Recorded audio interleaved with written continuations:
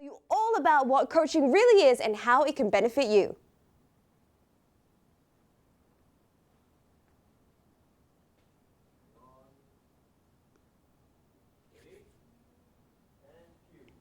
Today on the morning show with Kelly and Barbara, Wany Pilates Pro is back in, stretching out those quads, those hips, and those ankles. And also, it's Mindful Mondays. Daddy Latimer in the house to tell you all about what coaching really is and how it can benefit you.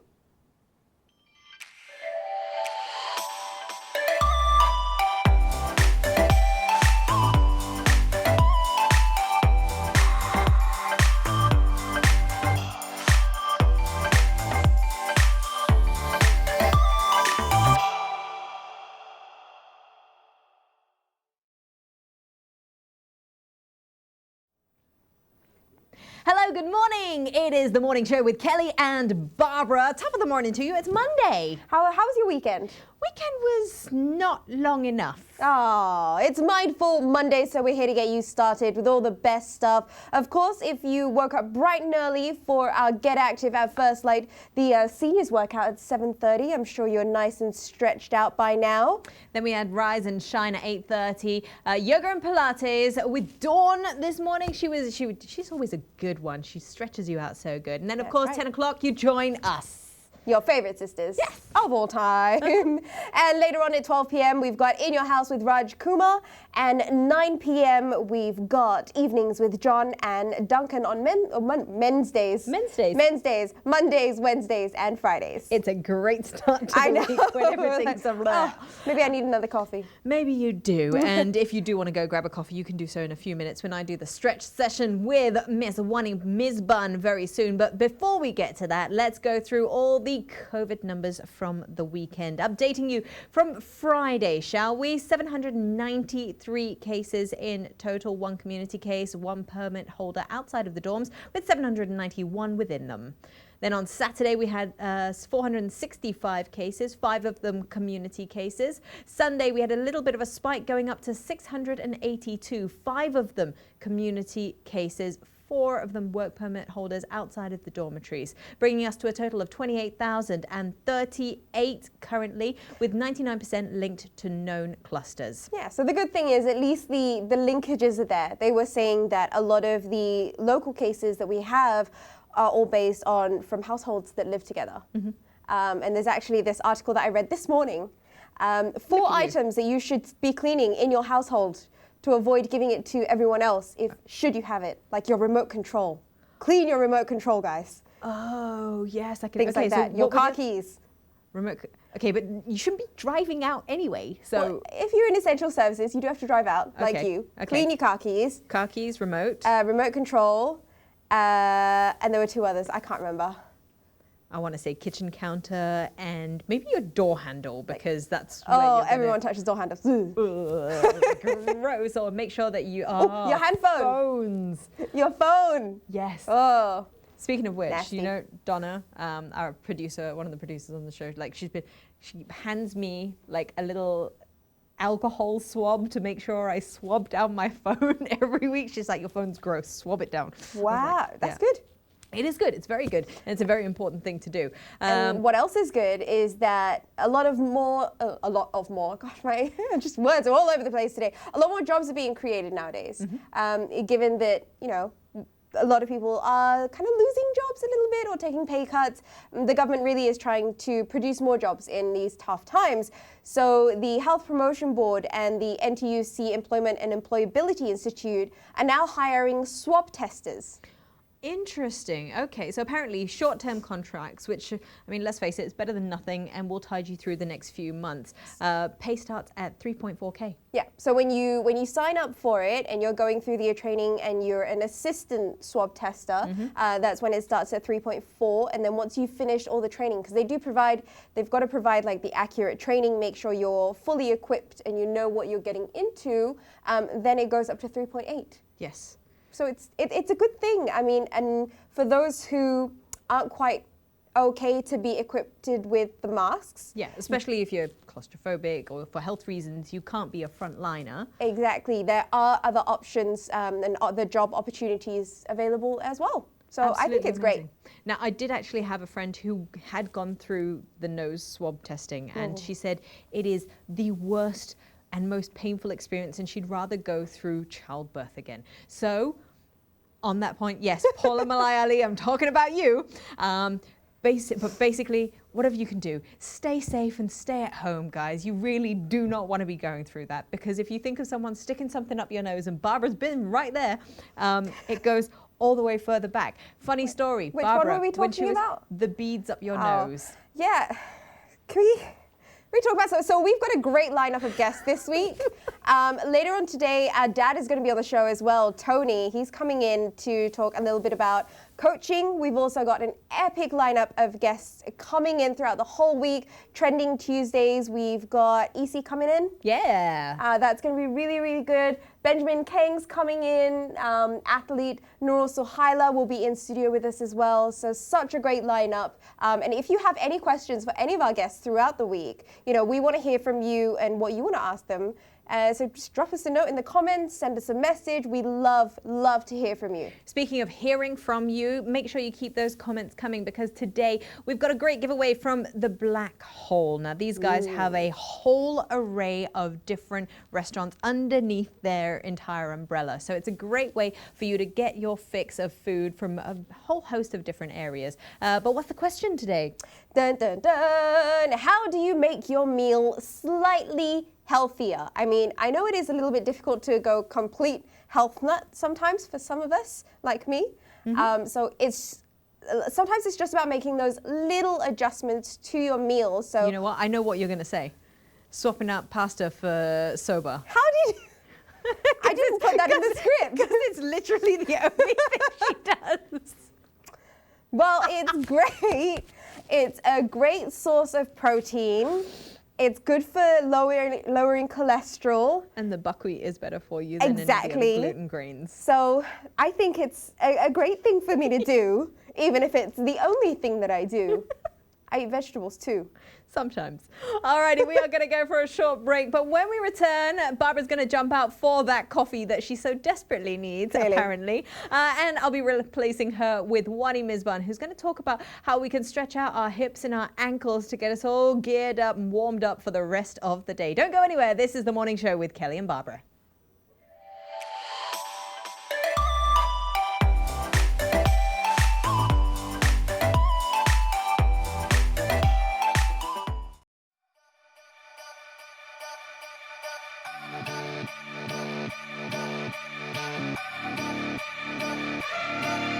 Step right up, draw the next cut.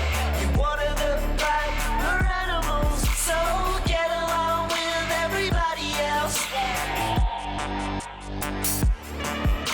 Is the ship sinking? I've been thinking.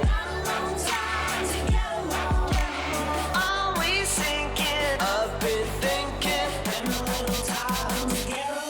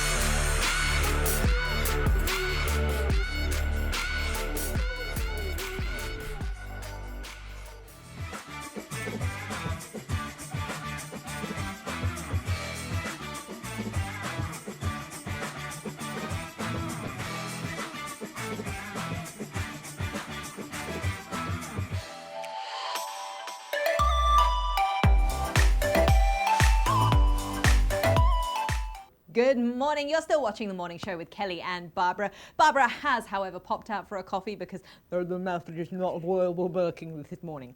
So I'm here with Wany Misban, who's going to be talking us through how we can warm up the hips. So maybe we should actually do vocal warm-ups for Barbara. but with Wany today, we're going to be going through the hips, the ankles, and it's so important because I think we spend so much time sat down. I mean, I for sure definitely need help with my hips. My hip flexors are always tight. If we get down in any form of position, you're going to hear a crack of my hips coming out. If you've given birth, you'll know exactly what I mean. Like all that stuff just makes so much noise. So I don't have the same experience there, so I'm not sure what you're talking about at this point. Yeah, you're going to hear it. It's quite audible. Okay, so what are we going to do? So we're tying up to what we did last week. Last week, you actually used a towel. Today, I don't have any toys. Yeah, I know this is the first week time that we don't have any props, so this is pretty cool. Yeah. So last week, we actually used the towel to actually work through the ankles, a little bit through basically to release the calf and also the hip flexors. Yep. So now we're just using the body and mobilizing through movements, basically. Okay. So let's do a test first. Okay. How deep is your squat? How deep is your squat? How deep is my squat? Oh, there we go. There's the hips. I heard that. Not pretty bad. good. And Yeah. I'm doing this in jeans. Can we I'm doing this in jeans. Okay, so what happens over here is that we want to make sure that you have that depth of the hips, number one. We also want to make sure that the knees are looking through the same direction as the toes. Yep. So sometimes, just sometimes, you're going to stay there, right? Sometimes we're not able to get this deep. Let me just come this way so that we can sort of get a slightly different angle on this. So we can't get this deep, and it's not because of the knees. Actually, sometimes it's mainly because of the ankles. So the ankles don't actually get that mobility. So we've mentioned before, ankles, the hips are the ones, the joints that through the legs that actually have a lot more movement. Yep. So we want to get back that movement again. Yep. So if we are working throughout to get to this deep squat, basically, what we want to do is to get through this few exercises. Okay. Shall we have one leg out towards the front? All right. So I'll it's do going to the be a opposite. lunge. Yeah. Okay. So you got the other leg. You're on your knee. Yep, Okay. yep. So the first thing you want to do, you just actually can mobilize through your the leg moves. Just move it forward and back. My words are also all over the place apparently today. Got it from Barbara. Nobody's doing well this morning. So it's actually so getting through movement through your ankles. So you're gonna push it as much as you can. Right. We will actually get through a lot more mobility on the outside later on. And just to check, how safe is this? Because you know how whenever you drop down into a lunge or a squat, everyone's like, "Oh, don't send the knee over the toes." No, it's actually okay. It's okay. So as long as we're staying safe in this Yeah, position. I mean, number one, we're not actually going upwards. Why? Yeah. Jeez, This is she's fine. so low. I'm gonna blame it on the fact that I'm wearing jeans. It's not her mobility. Yeah, totally. Nothing to do with my movement. Yes. So from here, Yep. then we can actually work through the inner thighs. Okay. And also through the ankle once more. Okay. So just leaning forward as much as you can. You can have the other hand supporting you. Okay. Right. First thing you want to do, you want to actually get a little bit further away from your thigh. Oh. Yeah, but your foot stays flat. I'm like in your shot. There we go. Let's see if I can just move this way a little bit. There we go. Okay. And sure you get so push. You get a push, and then you can pull it in. That's actually a nice stretch up the back as well. I think it's like your QL just comes up through the spine, side, right? and also look, can you feel the inner thighs? Your Yeah. adductors? Yeah. So without you knowing, you're not just stretching through the basically the inner thighs and the quads and the hip flexors behind you. Yeah. You get movement through your ankles too. Well, I think you can definitely see it on my ankles, like Yeah. like like my bending bum- down to the side. Like if I turn around this way, then you can kind of see it a little bit better. I think, that sort of rotation on that ankle.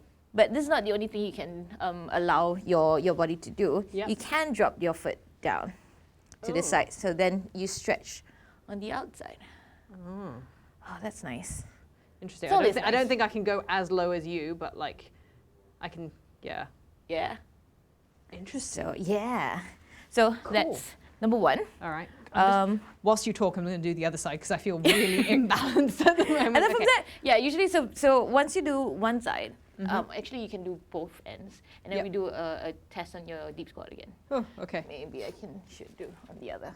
Yeah. You'll notice sometimes that one side is way more mobile than the other. Yeah, I think that was my other side.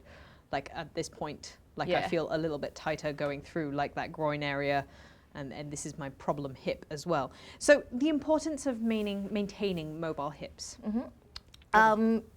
You want to actually maintaining mobile hips. It good. just hit to me, like maintaining mobile hips. Yes. Basically, it affects your movement pattern and also your health of your back sometimes. So notice how much we are spending sitting down at the moment, actually, or couch surfing. I mean, channel surfing on the couch, basically. Yep. So I was going to say, not much couch surfing being done right now. Everyone's just stuck at home. Yeah. So this is so nice. So even though I talk about more so the front leg, the hip flexors actually get the stretch, and we get to notice that. Yeah. Okay. Okay. So should we try it again in the squat? Yes. Shall we? Okay. Okay. Okay. So the malasana. Oh, did you hear that? Yeah, It's all you, Kelly. Yeah, that was the hips going. How do you feel?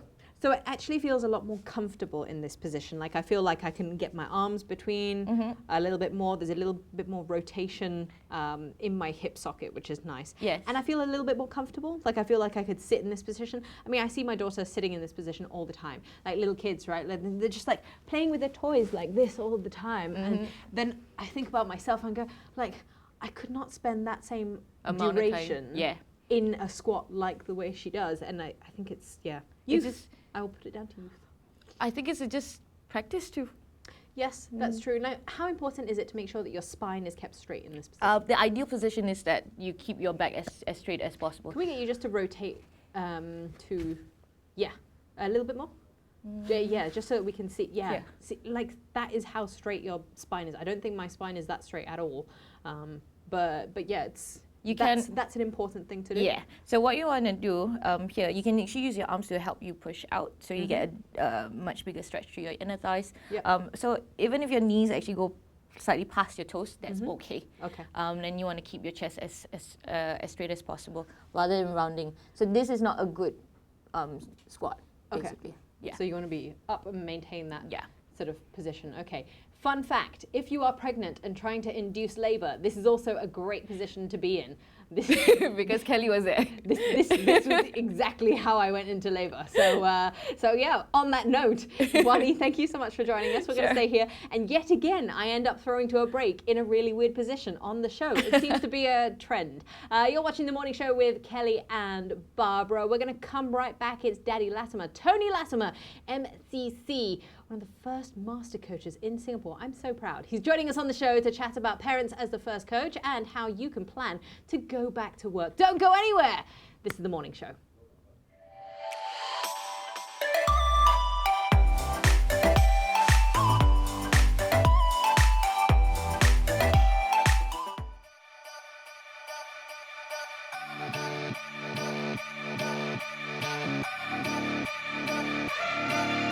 Step right up, draw the next card.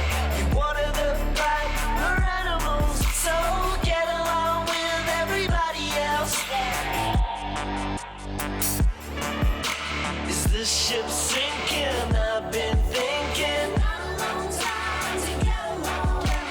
Are we sinking? I've been thinking. Been a little time to get along.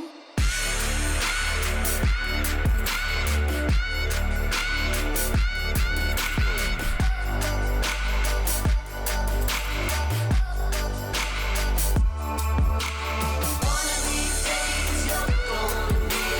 One of these days.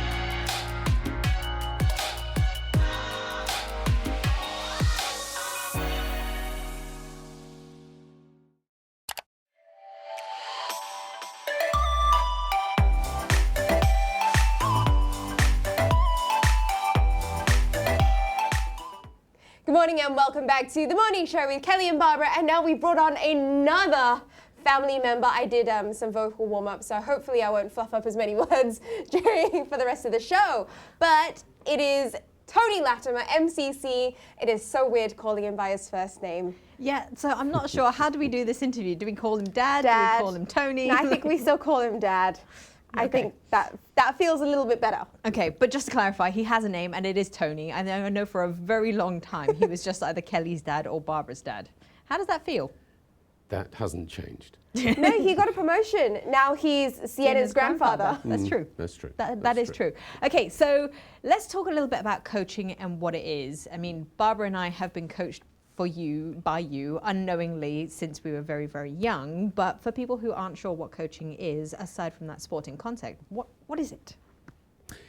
Yeah, so the sporting thing is right. That's where it started. If you go back decades, the coach was the expert in the sports and they told people what to do, what to change. Right?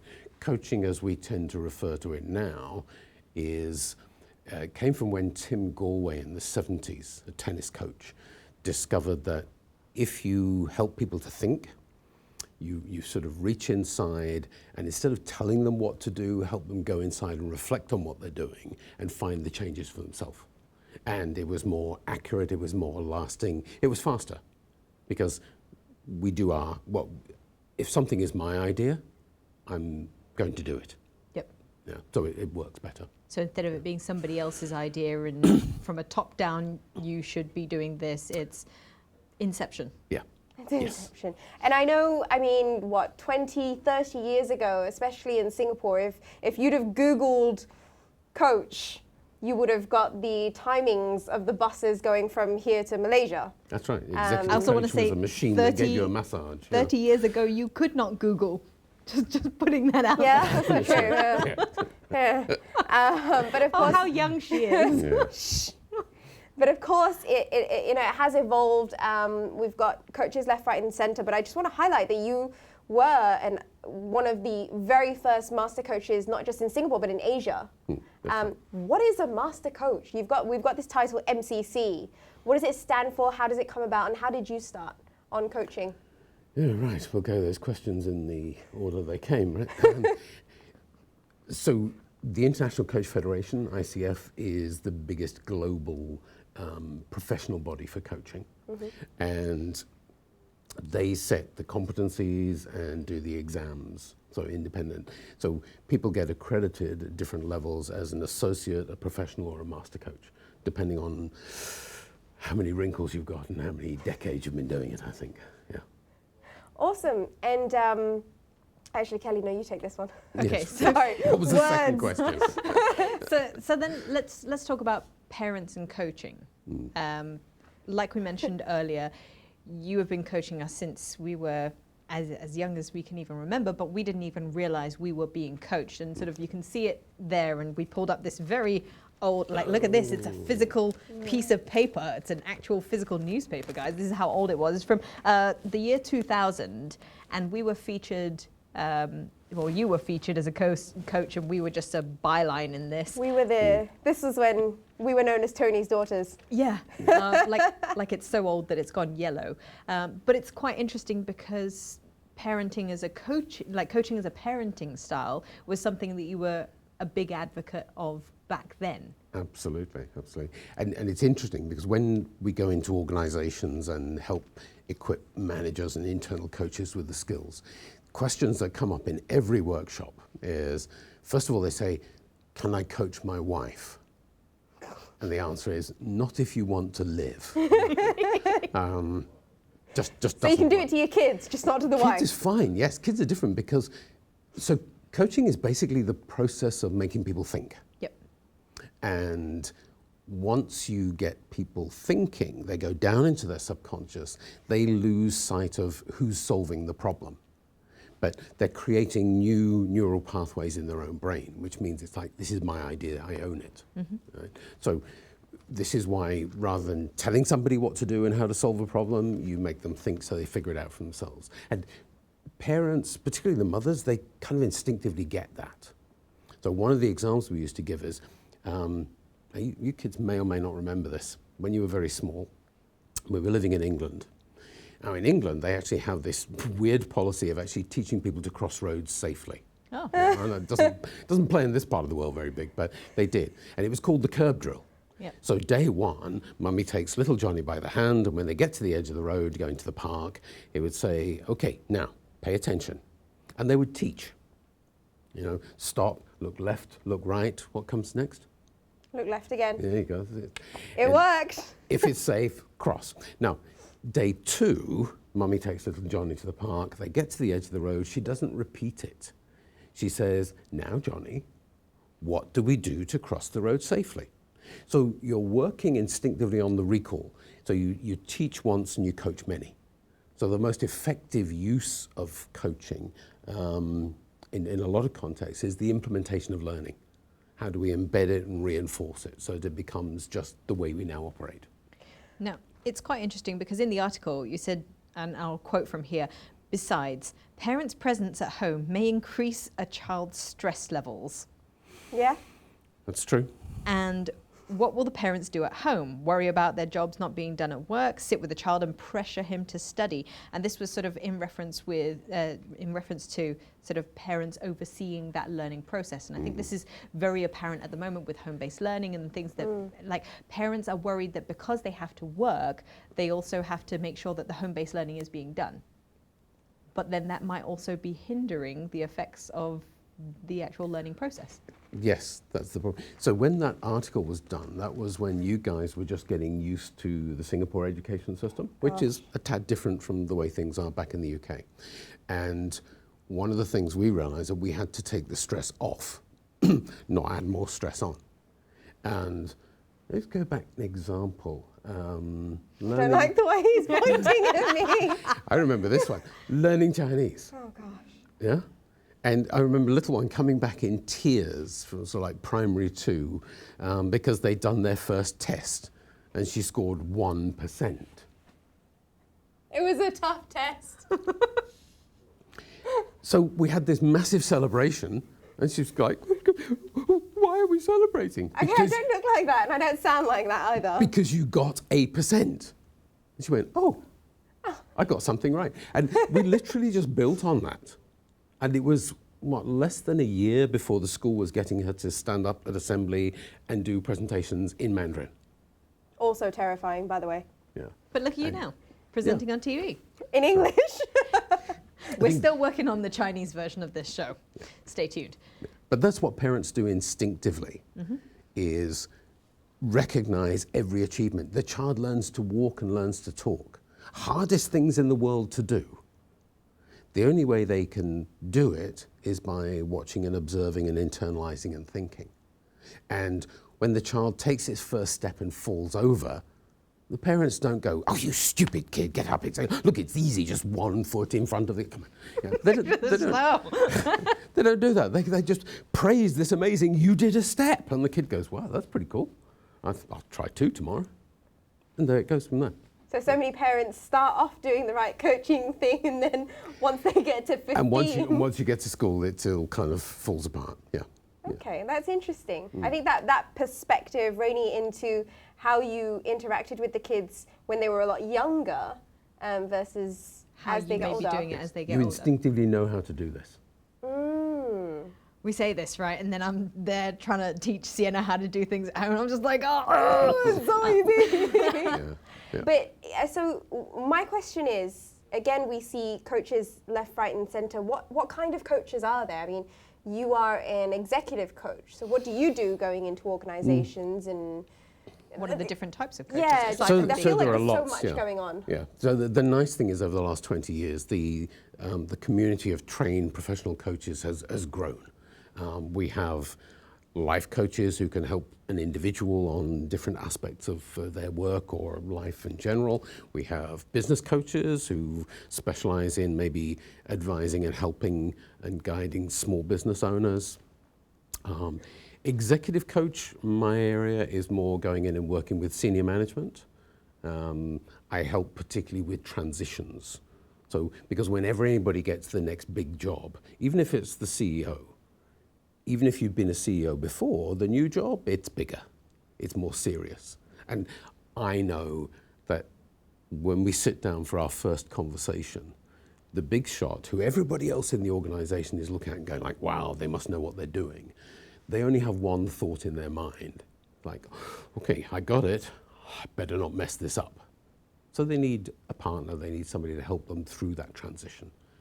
So speaking of that transition then, we're going to talk a little bit after the break about how people can transition back into a normal working life and how that's all going to change very, very soon for all of us. So stick around. We're going to go for a short break. Tony's going to stay. That still sounds weird. Tony's going to stay with us on the morning show with Kelly and Barbara, his two daughters, just to talk about how we can help you guys get back to work and stay on track. And if you have any questions for Tony, do drop us a comment, and we'd like to address them as we go on into the next segment as well. We'll be right back.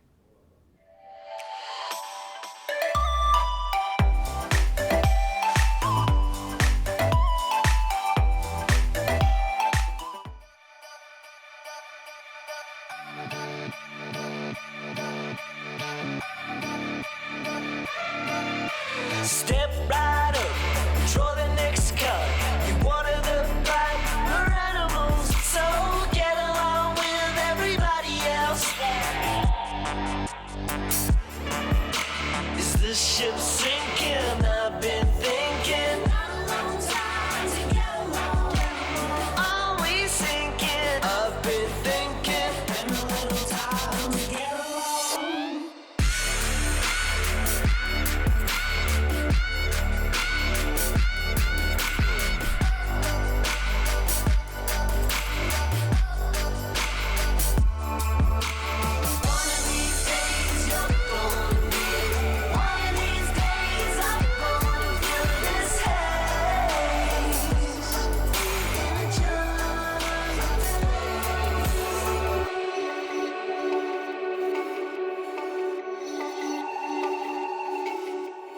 Wake up call, throw the next up.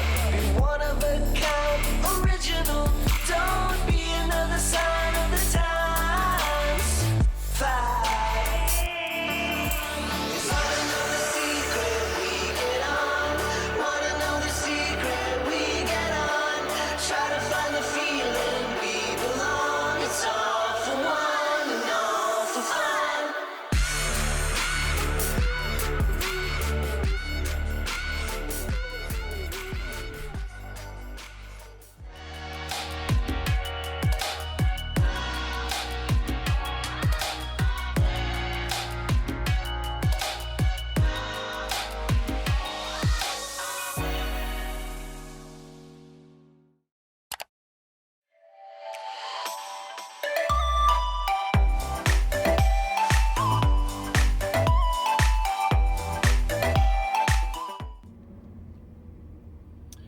We all need to take control of our future ourselves. Hi, I'm Tony Latimer, and this is the Weekend Update.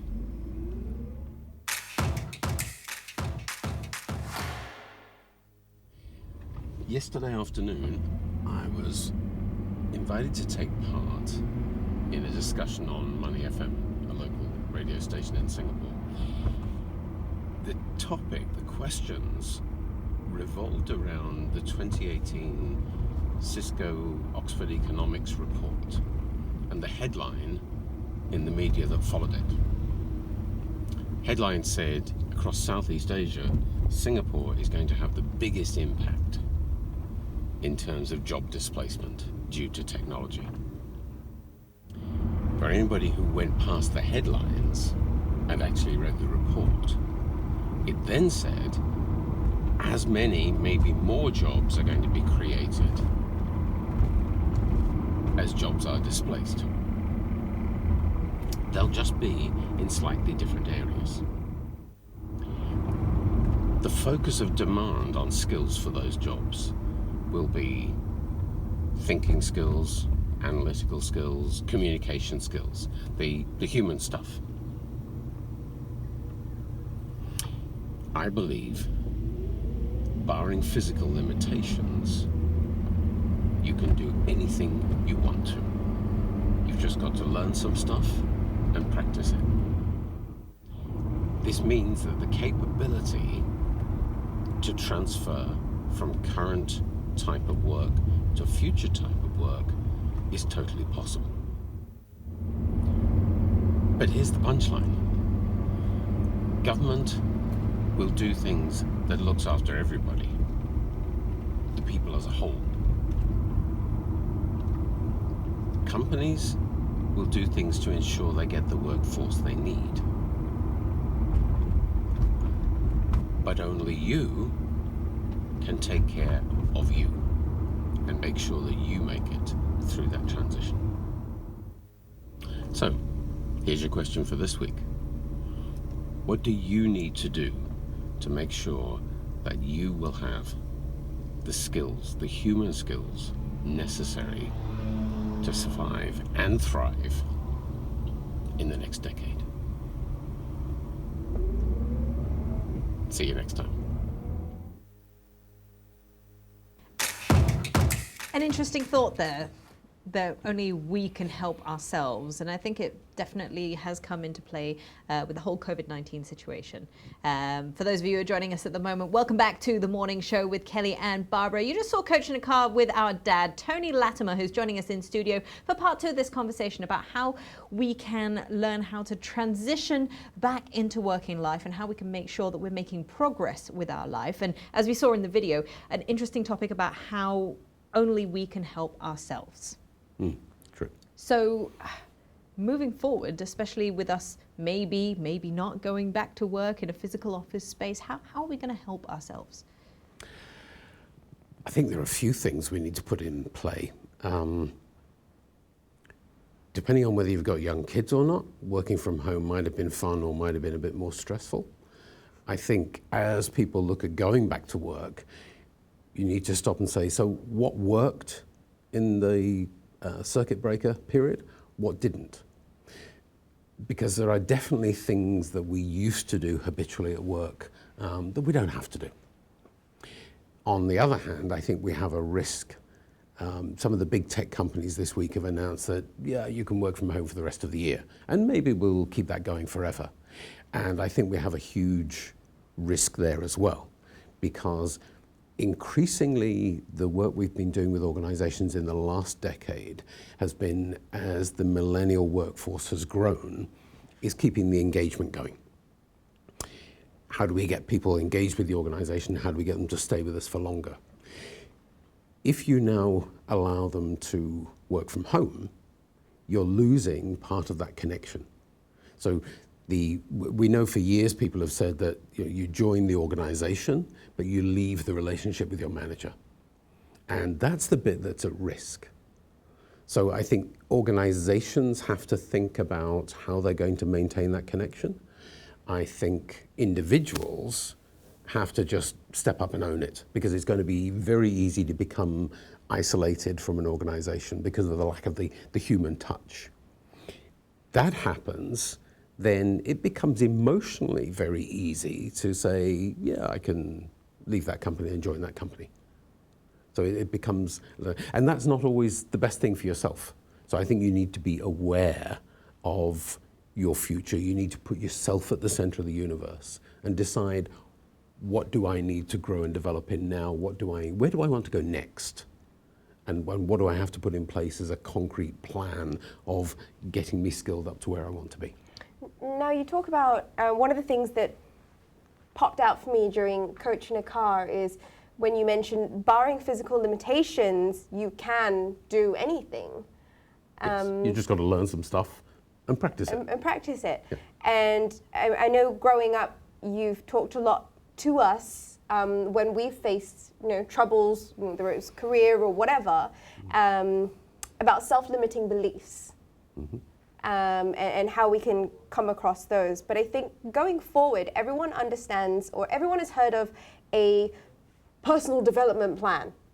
And if you asked me to write up a personal development plan, like, I would have absolutely no idea what it consists of and how to engage in one going forward. I think just to sort of jump on that, people talk about having a 5-year plan and a 10-year plan. And I think that's where we can sort of personal just throws development us plan. off. Yeah, What is it? So I'm not a big believer in that sort of thing. In the 80s, it was all about, oh, you've got to set your goals. Where are you going to be 10, 15 years from now? Who knows? I mean, even when I started work, within 3 years, I got a job that hadn't existed when I left school. So it wasn't talked about at school. You know, the computer suddenly became a thing. I don't think you can know where you're going to be in 5 years, let alone 10 years. I think the furthest you should look at is, what do I want to do next? So, okay, forgive me. If you've got some big dream and you want to work for that in 10 years from now, fine, go for it. But I think for the majority of us, it's a lot easier to say, 2 things need to go into my personal development. What do I need to get better at now so that achieving the set objectives I've got in my job this year, I can achieve that with greater ease? And then the other side is, what would I like to learn for where I want to go next? And if you've got those 2 things in place, and when you say, I don't know what a plan is, then we're really saying, what do you need to learn? How are you going to learn it? How are you going to practice it? And how are we going to assess the result? Is it working? So I think it's quite important to note that the government is rolling out a lot of measures. NTUC Learning Hub has got a lot of courses that are available for people to do. Freelancers, they can actually get paid to attend all these training sessions and what have you. But it's some people are going because you get paid to attend, but we shouldn't be wasting the opportunity to learn. Yes. And then it comes back to the point that you were saying about how do we make sure that whatever it is that we're spending time learning or upskilling or doing whatever, how do we make sure that we implement it? that? Absolutely. Yes. So is that something that you see being a problem? I think it's something that the majority of people don't do enough of. And a lot of people going through those learning environments, working, for example, in the SME sector. Now, multinationals get coaching and use coaches a lot. What I haven't seen a lot of yet is SMEs, which can be quite big in Singapore, up to what, 1 million, several million turnover. Now, what's the SME definition? Small, medium business enterprise? No, I mean in terms of size. Really, you're asking me this kind of question on a Monday morning? Okay. All right, we'll revert again. So in terms of, they can be big companies, relatively speaking, and with a lot of employees, and yet they tend not to embrace the use of all those coaches who are out there now, who could help them make sure that their people put what they're learning into practice. Okay, so just quickly, just to wrap up the conversation then, getting access to a coach, I think a lot of SMEs, and because SMEs are struggling at this point in time because of the way the economy is, they think it's a very expensive thing and they don't know how to get access to the tools. Are there tools available, or are there coaches available that aren't going to cost them an arm and a leg? Yes, there's a good population of coaches out there. There are growing tools and resources. We've been working for 7 or 8 years now on developing digital tools that mean you can equip your staff with the things they need and the guidance to do things differently and implement learning for literally like a few dollars a month. Oh. Okay. Because I was going to say, a lot of, the CEOs and the C-suite level, they pay a lot of money to have that one-on-one help. Mm-hmm. But, as everyone else working in the company, shouldn't we have access to that same kind of help to grow our careers? Yes. And one of the difficulties is that we've always historically thought about training and teaching and developing people as sticking them in a classroom for a week and hoping that some of it's relevant. So what you can do with the digital tools available and with the technology we've now got is you can go back to say, right, what is it you need to learn? And just go and learn the bit you need when you need it. So maybe it's like a quick, I just need to know quickly, how do I do that? Okay. Yeah, then just go and do that. And that resource is Called? where? Well, from us, the coaching app, Okay. which is just very simply thecoachingapp.com. Okay. We launched last year with some of our corporate clients, so the larger organizations who've got 100 more people can just go, they can get it now, that's available. Yeah. What we're going to be launching in about a month's time is the personal edition. Nice. Okay. So your regular guys can have the access. individual, your company's not doing anything to help you, the individual, for about $7 a month can go get it. Nice. Yeah. Fantastic. Okay, well, we'll give you guys more details to come on that. Tony, Dad, thank you so much for joining us on the show and sharing with us a few tips on how we can get ready to go back to work. We are going to go for a short break, but when we come back, we break it down. There you go. She only did it because Dad's in the house. She's showing off now. We're going to be breaking it down with Dawn just to get you all centered and ready to go with some yoga movements right here on The Morning Show with Kelly and Barbara.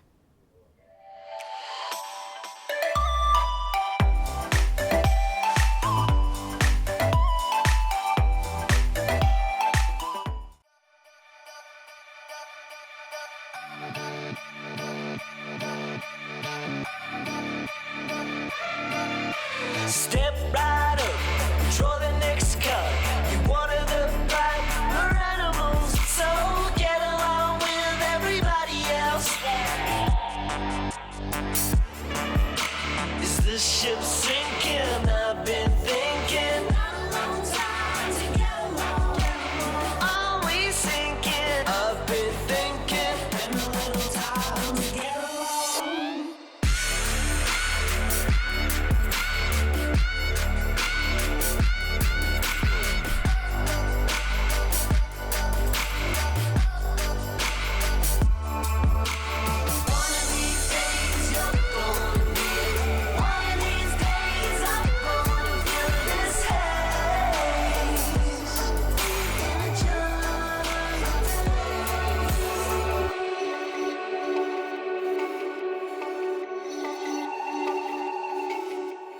Wake up call, throw the next up. Be one of a kind, original. Don't be another sign of the times. Fight. Wanna know the secret? We get on. Wanna know the secret? We get on. Try to find the feeling we belong. It's all for one and all for fun.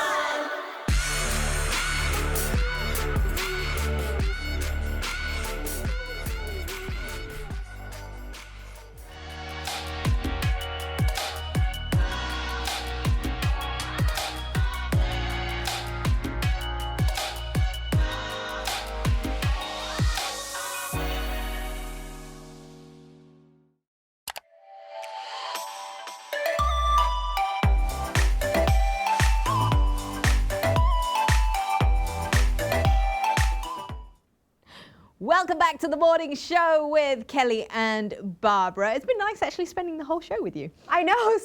So often we jump in and out, but today was like It's a good session. full day, and I've got my speech back now, so I can talk. Oh, fantastic. Okay. Well, now that she can actually talk, we're actually going to throw to something completely different. We had Dawn in to show us how to break down a bridge pose. Let's see whether you can do it. Hi, and welcome to Break It Down, the time when we get to break down your favorite exercises, or maybe you don't know it yet, but these are really good exercises and movements, so that you know the ins and outs, the do's and don'ts, and of course the best ways to make the movements easier or harder for some of you. My name is Dawn, and today I'll be taking you through the bridge pose. Very easy one. Again, anti-aging. Listen, anti-aging, okay, must do every day. If you do try it at home, don't forget to tag us at Get Active TV. Or if you've got any questions as well, feel free to shoot us a comment and we'd love to help. Again, all you need is a mat. Even if you don't have a yoga mat or a Pilates mat, you just need a towel for this one. Just somewhere to cushion your back when you're lying down on the ground. All right, so that's where we get started. The benefits of doing this, like I mentioned earlier, anti-aging. But it's also very good for those of you who have neck syndrome. Neck syndrome. The back of your neck does shorten and get compressed. So when we do a bridge, it helps us to elongate the back of your neck, right? So it helps to correct your spine, it helps to correct your neck alignment, and at the same time helps to relieve tension around the neck area, right? So when we lie down here, I'm gonna have to wiggle my armpits a bit closer towards my waist. So firstly, already removing that tendency to shrug the shoulders when I'm doing this movement. And let's look out for yourselves trying to do that as well. So you notice I'm trying to reach for my ankles as I do this. You can try to do that as well.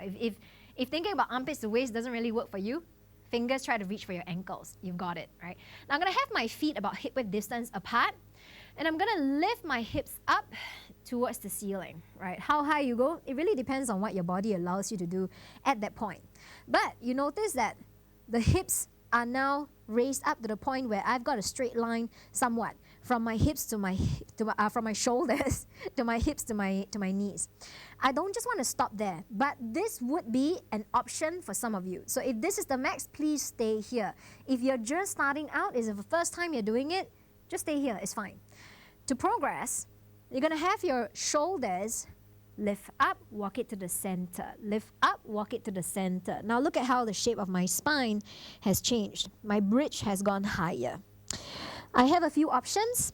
Also, the chin now tucks in more towards the chest, and the back of the neck is getting a slightly deeper stretch as well. I'm going to interlock my fingers this time, and this is one option. So at the same time, I'm opening across my chest further as I try to interlock my fingers. Now, next option, I can always have my hands hold onto my ankles as well. And this further, again, helps me to elongate the sides of my neck.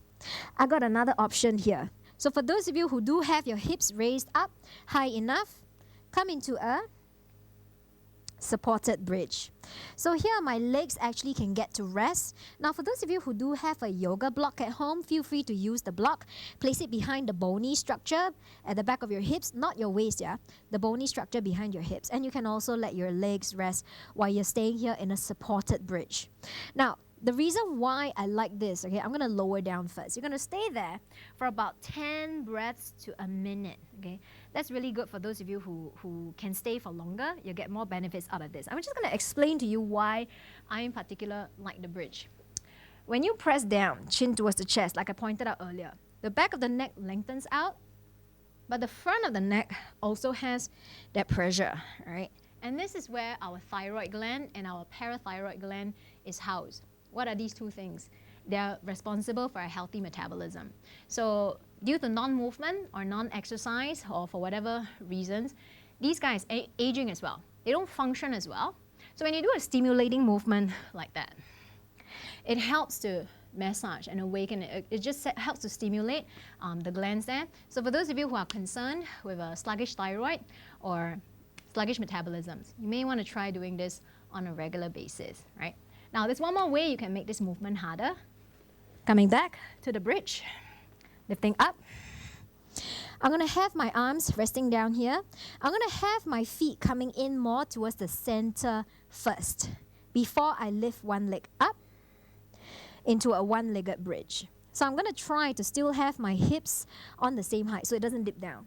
Keeping both hips at the same height, this guy just works a lot harder. Don't forget to do the same thing on the other side, right? So again, not letting the hip dip down. Notice the alignment at the neck as well. So try not to jut your chin up towards the ceiling, and then gonna lower down. Roll the spine down, and then you might want to follow up with hugging the knees in towards the chest before you rock side to side, and then place your hands behind your thighs and roll to come up. So that is it, how you make the movements easier and how you make the movements harder. Remember, it's anti-aging, so do it every day. Thank you again for joining me on Break It Down. It's time for a quick break now, but when you come back, it's back to Kelly and Barbara, so don't go anywhere. And we're Thanks back. so much, Dawn. Yes, I love quick breaks like that. Well, we've had a really good show. I've really enjoyed today. I think I've actually learnt quite a lot of things, just about how we can get ready for life after circuit breaker. Prepare, and I think that's something that's very, very relevant in these times. You know, we've talked about working from home and how everyone's adapting working from home, and everyone's trying to up their life skills during this period of time, but really knowing how you can rein it all in and make it slightly more concentrated in your learning and have a proper plan. And I know a lot of people have adapted to journaling during this time. It helps us pen down our emotions and be a lot more aware of everything that we're feeling during these trying times. But knowing that there is, going to be an app for individuals that I can kind of be real practical about, you know, for a lot of us who are going back into the workplace and being like, okay, boom, boom, boom, these are the things that I need to do to excel coming out of COVID-19. Well, I don't think we're going to be coming out of COVID-19 for a very long time now, but coming out of circuit breaker, I think what a lot of people don't actually realize is that there is no real coming out of circuit breaker. We are going to be at home for quite some time more. We're still going to be working from home, but it's how when businesses resume operations a little bit more and when things start to open up, how we're able to cope with that change, because when things start to change, it's going to happen very, very fast. But this isn't going anywhere, so we shouldn't be rushing into saying, yes, let's open up our economy and let's open up our borders and let's open up everything. We've got to make sure that we're taking the right steps, and that makes sure that we're doing it internally, the right steps to further our careers as well. Now, we've got a great lineup of guests coming up tomorrow as well, haven't we? Trending Tuesdays. It's also Taco Tuesday. Yeah, that's right. We've got free tacos coming your way, courtesy of Poppy's Tacos. Sarah Lynn is joining us in studio to help stretch things out with a little bit of gyro. We had a chat. We're going to be chatting with Jamie Teo, all things fitness, dancing, art, and related. And TikTok. Speaking of art as well, Chun Isi, Edmund Chun's son is going to be joining us and sharing a little bit about how you can do art therapy correctly. Yeah, okay, what else? It was 4 weeks ago that I did this art therapy experiment, and she still hasn't let it go. It's so fun. EC is going to be in tomorrow to show us how to do it the right way, apparently. Yes. Sketching tutorials coming your way, and some ideas of how you can get better at your art craft. All coming up on the morning show tomorrow at 10 a.m. Stick with us here on Get Active TV for plenty more throughout the course of today. Up next at 12 o'clock is In Your House with Raj Kumar. But from Barbara and I, that's it for today. It's a wrap. So whatever it is you're doing for the rest of your mindful Monday, make sure that you're staying safe, stay strong, and stay at home.